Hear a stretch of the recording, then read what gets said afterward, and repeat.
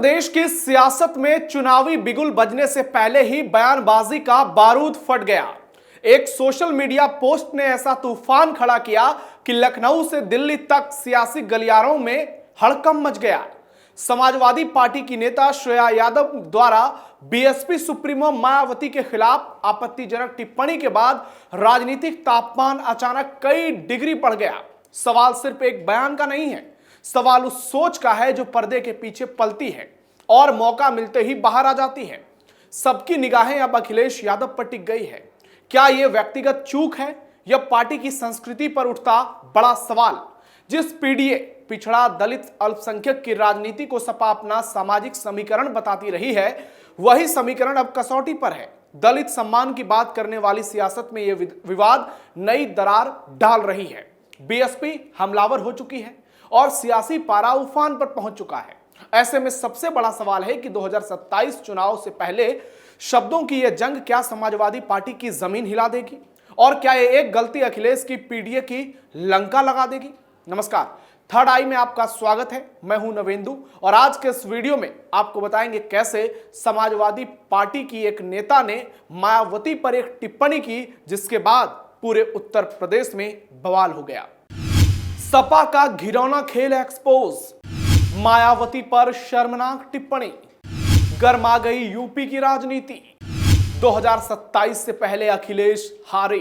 लखनऊ में social media पर BSP supremo और पूर्व सीएम मायावती के खिलाफ अभद्र टिप्पणी ने कोहराम मचा दिया। इस मामले में बीएसपी नेताओं की शिकायत पर कृष्णा नगर कोतवाली में केस दर्ज कर पुलिस ने मामले की जांच शुरू कर दी है।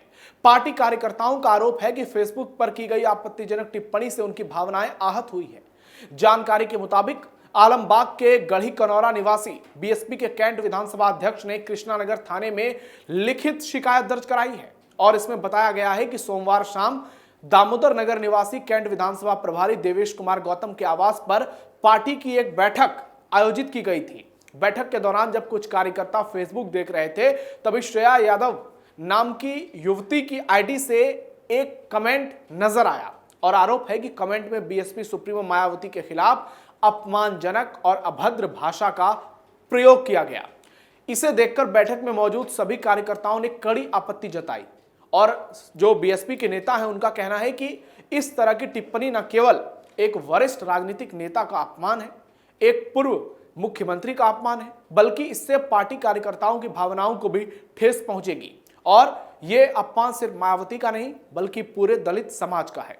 सभी कार्यकर्ताओं ने एक मत होकर मामले में फौरन कार्रवाई की मांग की है और निर्णय लिया है कि फेसबुक कमेंट के आधार पर थाना कृष्णा नगर को अब कार्रवाई करनी ही पड़ेगी। शिकायत में पूरी डिटेल दी गई है ताकि भविष्य में कोई भी सोशल मीडिया पर इस तरीके की आपत्तिजनक भाषा का इस्तेमाल नहीं कर पाए। लेकिन एक बार फिर यूपी में यह माहौल बनने लगा है कि यादवों की दबंगई फिर से शुरू हो सकती है कि अगर अखिलेश यादव सत्ता में आए, अगर सपा की सरकार बनती है तो फिर से एक जाति विशेष पीडीए को दबाने की कोशिश करेगा, जिसकी बात अखिलेश करते हैं।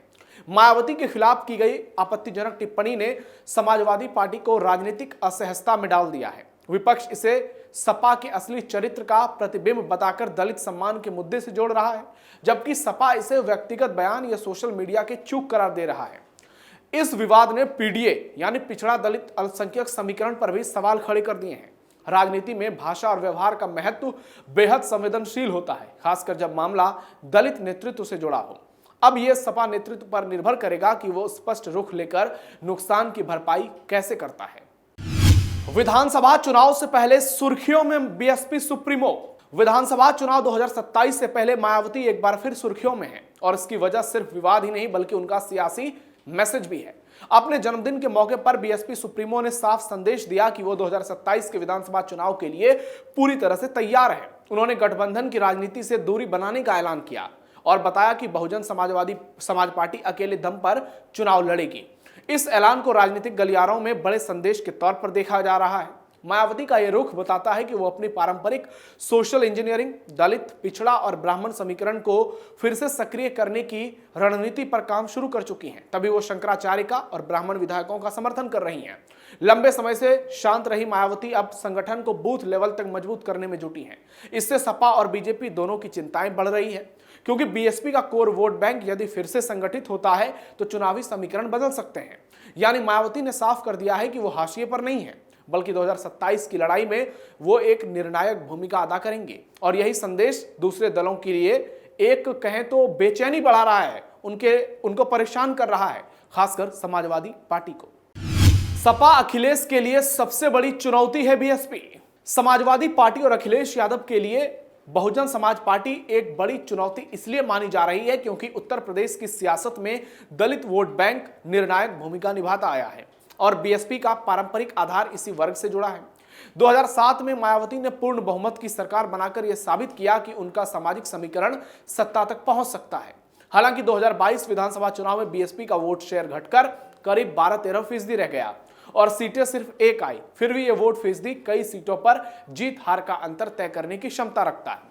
2019 लोकसभा चुनाव में सपा बीएसपी गठबंधन को लगभग 38% से अधिक वोट मिले, जिससे स्पष्ट है कि दलित और पिछड़े समाज का संयोजन बीजेपी के खिलाफ प्रभावी साबित हो सकता है। यदि बीएसपी अकेले चुनाव लड़ती है तो उसका कोर वोट बैंक सपा के पीडीए समीकरण में सेंध लगा सकता है, खासकर उन सीटों पर जहां मुकाबला त्रिकोणीय होने की संभावना है। ऐसे में अखिलेश यादव के लिए चुनौती सिर्फ बीजेपी से नहीं बल्कि बीएसपी के उस स्थायी वोट आधार से भी है जो चुनावी गणित को जटिल बना सकता है। पीडीए पर मायावती का पुरजोर फोकस है क्योंकि मायावती भी उसी समाज से आती हैं और जिस तरीके से उन्होंने हाल के समय में अपना रुख रखा है उससे अखिलेश यादव टेंशन में है। बीएसपी का प्रदर्शन तय करेगा 2027 का नतीजा। 2027 के विधानसभा चुनाव में बहुजन समाज पार्टी का प्रदर्शन नतीजों की दिशा तय करने वाला एक अहम फैक्टर साबित होगा। उत्तर प्रदेश की चुनावी राजनीति में वोटों का बिखराव अक्सर निर्णायक भूमिका निभाते आया है। 2022 में बीएसपी का वोट शेयर लगभग 12% रहा, जो सीटों में तब्दील नहीं हो पाया, लेकिन कई सीटों पर जीत हार का अंतर इसी प्रतिशत के आसपास रहा और इसके चलते समाजवादी पार्टी हार गई। अगर 2027 में मायावती अपना पारंपरिक दलित वोट बैंक मजबूती से समेटने के साथ साथ गैर यादव पिछड़ों और कुछ दूसरी पिछड़ी जातियों में भी पैठ बनाती हैं, सेंधमारी करती हैं, तो इसका सीधा असर समाजवादी पार्टी और अखिलेश यादव के पीडीए यानी पिछड़ा दलित अल्पसंख्यक समीकरण पर पड़ सकता है। सपा की रणनीति सामाजिक गठजोड़ के विस्तार पर टिकी है। ऐसे में दलित वोटों में सेंधमारी उसकी सीटों को घटा सकती है। त्रिकोणीय मुकाबले की स्थिति में वोटों का विभाजन बीजेपी को लाभ पहुंचा सकता है, जैसा कि पहले कई चुनाव में देखने को मिला है। यदि बीएसपी निर्णायक वोट फीसदी हासिल करती है, हालांकि उसकी सीटें अगर कम भी आती हैं लेकिन वोट परसेंटेज ठीक ठाक आता है, कई सीटों पर वो उलटफेर कर सकती है, वो मुकाबलों को प्रभावित कर सकती है। इसलिए 2027 में बीएसपी की ताकत और रणनीति यह तय करेगी कि मुकाबला सीधा होगा या बहुकोणी या उसका फायदा किसे मिलेगा। लेकिन इतना तो साफ है, दलितों में मायावती के बाद एक मैसेज गया है कि उनके लिए आज भी दलितों की सबसे बड़ी कोई नेता है तो वो मायावती हैं और दलित नेता मायावती पर समाजवादी पार्टी की एक नेता, वो भी यादव जाति की, श्रेया यादव की आपत्तिजनक टिप्पणी का मामला अब यूपी की सियासत में गर्मा गया है और इसे लेकर हर तरफ बातचीत हो रही है, जबरदस्त चर्चा है क्योंकि मायावती पूरी तरह से सक्रिय हो चुकी हैं। बीच में खबरें आई कि ओवैसी से उनकी गठबंधन की बातें चल रही हैं।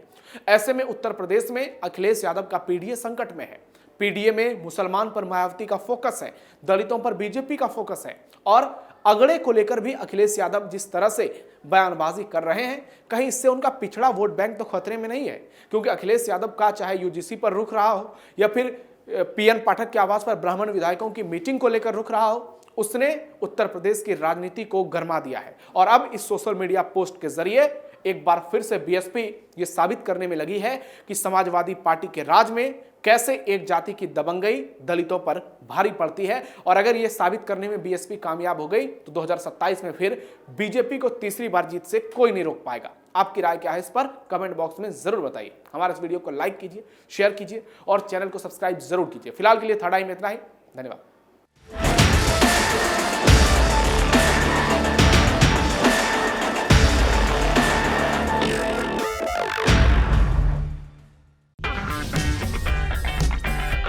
अगर आपको हमारा वीडियो पसंद आया हो तो इसे लाइक करें, हमारे चैनल को सब्सक्राइब करें और हाँ, बेल आइकन दबाना ना भूलें ताकि आप तक हमारे वीडियो की नोटिफिकेशन पहुंचती रहे। आप अपना सुझाव हमें कमेंट बॉक्स में दे सकते हैं। हमारे साथ जुड़ने के लिए शुक्रिया।